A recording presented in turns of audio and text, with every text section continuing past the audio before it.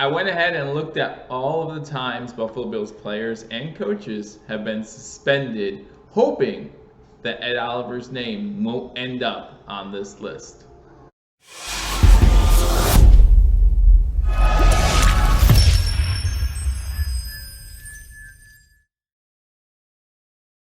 Ladies and gentlemen, welcome to Billievers Talk. My name is Joe, and welcome to this Buffalo Bills history lesson edition of Billievers Talk, where we're going to go over some of the more recent and some of the more fun stories when it comes to suspensions that Buffalo Bills players and coaches have had throughout the Buffalo Bills history. We recently found out that Ed Oliver has been all charges against him have been dropped, which is good news if you're a Bills fan, and hopefully this means he will not be suspended by the NFL. But we also have some players on this list that had charges dropped and still face suspensions, so we'll talk about them as well. Before we do that, however, guys, I want to remind everyone, if you haven't already hit that subscribe button, be sure to hit that subscribe button for continual Buffalo Bills and Buffalo sports content. Hit that subscribe button. After you hit that subscribe button, you want to hit that notification bell. YouTube will notify you when we post new content, whether it be live content. We go live every Thursday, 9:30 Eastern time, and during the regular season, it's actually halftime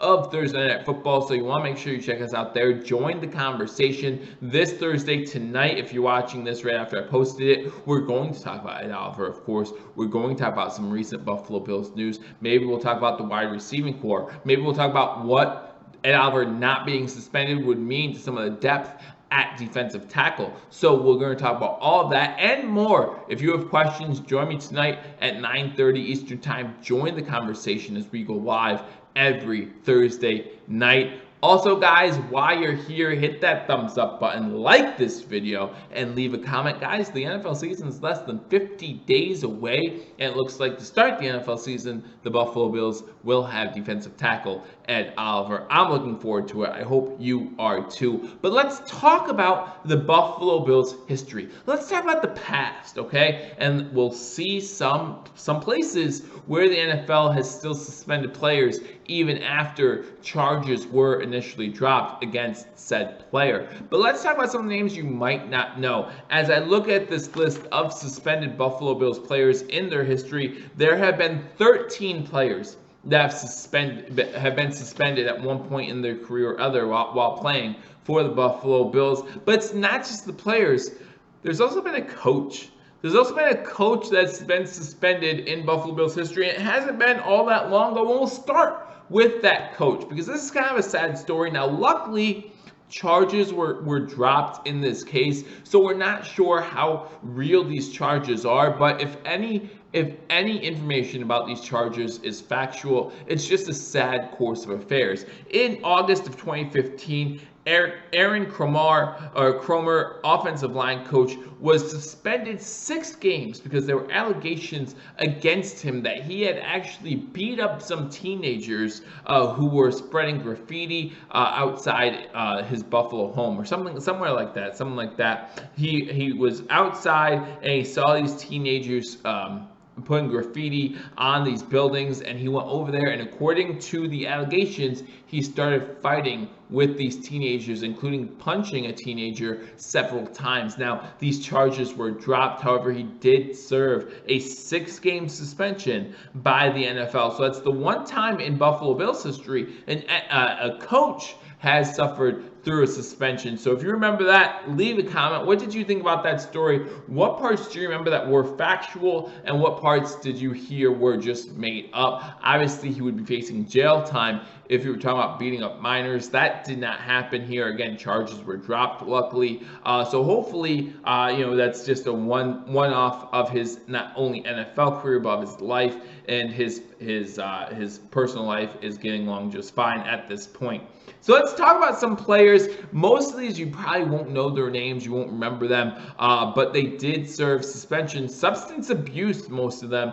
There are some good stories in here, some funny stories. One in particular I really love, and there is one Buffalo Bills Hall of Famer who served a suspension early on in his NFL career. If you know who that is, pause this video, give me a guess in the comment section. Even if you're not sure, listen, there's only been 12 Hall of Famers. We're going over all the Hall of Famers in my Friday evening Hall of Fame series, so make sure you check that out if you haven't already. But one Buffalo Bills Hall of Famer served a suspension early in his career.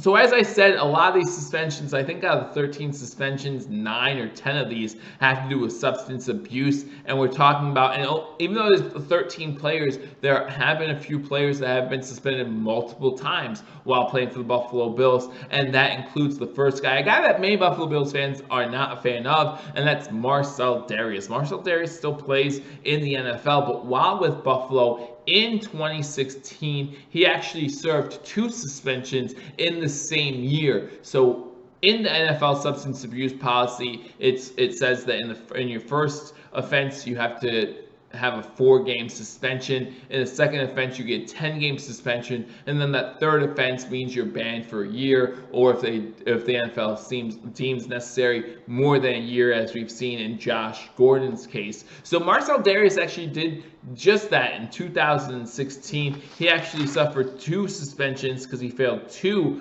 drug tests. So the first one, again, he got a 4-game suspension. That was in August of 2016. But then, or I'm sorry, that was in May of 2015. But then in August of 2016, he gets caught again. So it was actually the offseason in 2015, the offseason of 2016. So he was caught twice, served a 4-game suspension, 1-game suspension because he did some rehab and got his sentence reduced, and then a 4-game suspension in 2016. Carlos Williams in 2016 got caught with substance abuse. He served a 4-game suspension. Sean Nelson in 2010, tight end, he served a 4-game suspension. I'll run through some of these other names that you might know, you might not have heard of. Rob Riddick, Hal Garner, Tom Doctor, Sean Doctor, all suffered 4-game suspensions due to substance abuse issues in the NFL. But the next guy got it the worst. The next guy that I'm about to tell you, he had substance abuse issues, but man, it cost him his whole NFL career. You hear some of the names on this list. You hear about Marcell Dareus. He's still playing in the NFL. Nigel Bradham, he's on this list. We're going to talk about him a little bit later, but he still plays in the NFL. But this guy, he didn't get a chance. He did not get a chance. On October 2nd, 2002, Tyrone Robertson, defensive tackle, got busted for NFL substance abuse policy issues, was suspended 4 games in October 2002. And then he was suspended again in 2003. Like I said earlier, your second offense comes with a 10-game suspension. So he serves a 10-game suspension, but the Buffalo Bills aren't done with them yet. And I don't know if this was done intentional, if there's more issues that I'm not aware of, you'll let me know in the comment section. But in 2003, the Buffalo Bills put him on the reserved suspended list. And that is where Tyrone Robertson stayed. Not for a year, not for 2 years, not for 3 years, not for 4 years, not for 5 years. He stayed on the list from 2003 until April 15th of 2016. Almost 13 full years on the Buffalo Bills reserve suspended list. Now, what would cause someone to be on that list for so long? I'm dying to know. If you know, let me know in the comment section, or if you're wondering like I am what it could have been, let me know in the comment section as well. Another guy I mentioned earlier, Nigel Bradham, still plays in the NFL. Why didn't I bring up earlier? Because I want him to be show you what could happen to Ed Oliver. Nigel Bradham was charged with marijuana possession back in July 30th of 2014. Those charges were then dropped, okay? So unlawful possession of marijuana, charges then dropped. So you would think, okay, he did nothing wrong. We're going to be just fine here. He still got a 1-game suspension from the league. Now, obviously, unlawful possession of marijuana is different than what happened to Ed Oliver, right? They're not the same charges, so I know that. I understand that. But you're still looking at an issue where the charges were dropped, and yet they still gave him a 1-game suspension. And the NFL has the right to do that. Now, luckily, with the new CBA, Roger Goodell is not the judge, jury, and executioner like he was in 2014. However, we don't know who this arbitrator is. so he could still say, hey, I like the idea. If you give bad press on the NFL, we're going to at least make sure you feel it in the paycheck. We're going to make sure you know that that's unacceptable behavior, and we're going to suspend you for that one game. It's still on the table. It's still very possible. Now, with Marcel Darius in 2015, he actually pled to lesser charges. He actually went to some classes and got his sentence reduced from the NFL to just one game the first time. And then the second time in 2016 is when they gave him that 4-game suspension. So even there, even though he went to rehab and got it sent down to 1 game, it was still that 1 game that cost him. So those were those NFL substance abuse issues. And like I said, you look at these 13 players, 9 of them, if not more, were substance abuse related. So I want to talk about 2 that are not substance abuse related. Both of them have interesting stories. First one is a little obvious. It's Marshawn Lynch. Back in 2009, Marshawn Lynch was caught carrying a weapon. It was illegal.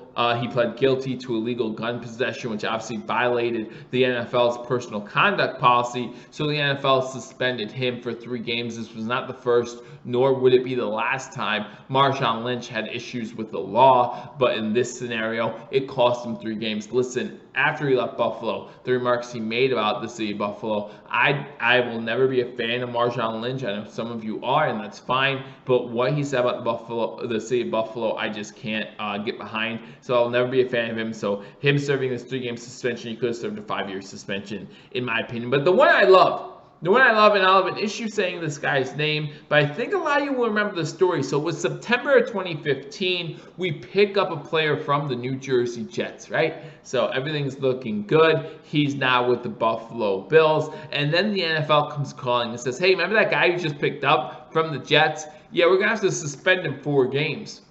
Why 4 games? Why, do you ask? Well, that's a great question. So in 2015, Ike and Empali, again, I'm going to say that wrong, was on it. But prior to that, he was on the New Jersey Jets. He was picked up by the Buffalo Bills right before the 2015 season. But then the NFL did a little investigating, and the New Jersey Jets came out and told the NFL, hey, the guy that just signed with the Buffalo Bills, yeah, he broke our quarterback's jaw. Him and Geno Smith, starting quarterback for the New Jersey Jets at that time, apparently got into a little bit of a heated discussion in the New Jersey Jets locker room, and it led to more than just a war of words. It led to one punch, and one punch is all they needed. A punch across Geno Smith's jaw left him out cold and broke his jaw.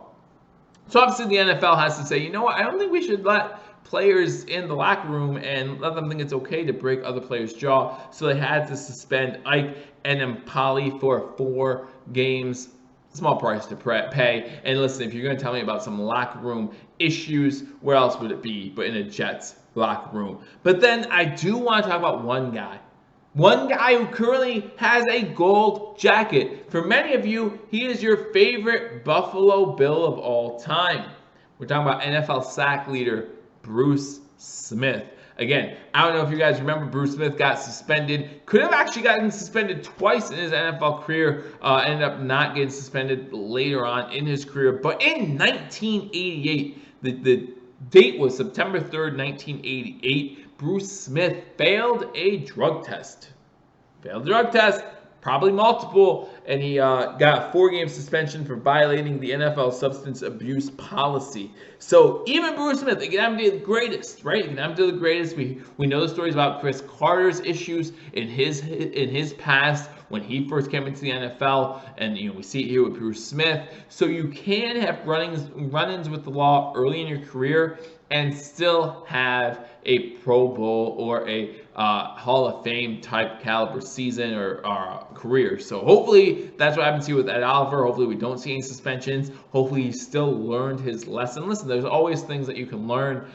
Maybe he'll learn how to drive in a straight line, right? Then motorists won't call the cops on you. Maybe he'll learn how to maintain one's speed. Then motorists won't say, oh, he was speeding in a construction zone. Maybe he can learn those things. Always something to learn from these situations. But I did say Bruce Smith almost got suspended a second specific time in 1997, Bruce Smith was convicted of drunk driving. He was not suspended by the NFL. During this time, again, there were some things that went back and forth in the courtroom, some things that were unclear, but he was charged with drunk driving in 1997, not suspended by the NFL. So there's your history lesson for the day. Your history lesson on Buffalo Bills suspensions. Again, hopefully we watch Ed Oliver as he does not get suspended and hopefully has a breakout year for the Buffalo Bills. Again, join me tonight as we are live at 9:30 Eastern Time to talk about Ed Oliver and other Buffalo Bills related news. I look forward to talking to you all then. Until then, hit that subscribe button, like this video, leave a comment. I'll talk to you all soon. Until I do, go Bills.